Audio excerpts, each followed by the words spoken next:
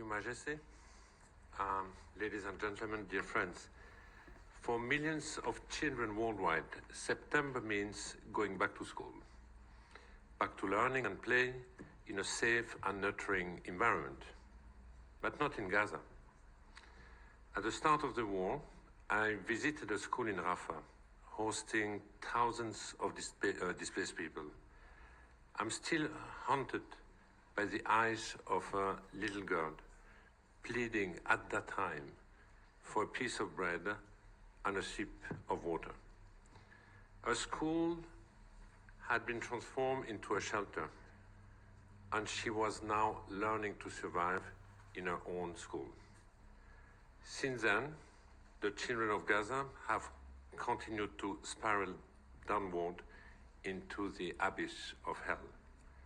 Every day, for nearly 2 years, the equivalent of a classroom full of children have been killed. And for the survivor, returning to school is a distant dream.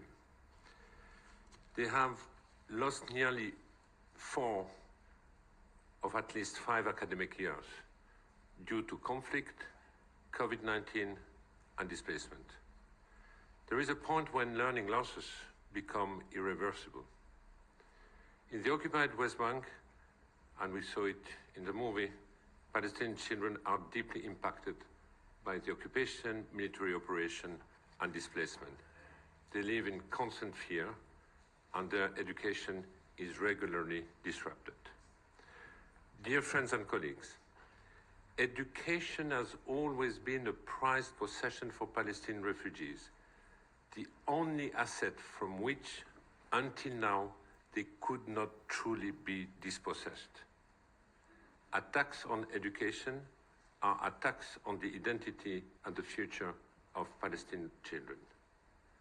For 75 years, UNRWA has provided free basic education to millions of Palestinian refugee children across the region.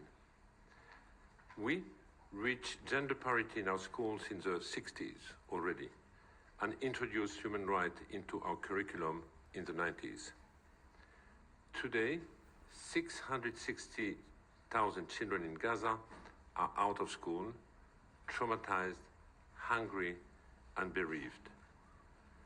It should be our collective priority to bring them back to a learning environment. The longer they stay out of school, the greater the risk that they will become a lost generation, sowing the seeds for future violences and extremism. UNRWA with partners have plans and ample capacity to support a phased return to formal education in Gaza once a ceasefire is achieved.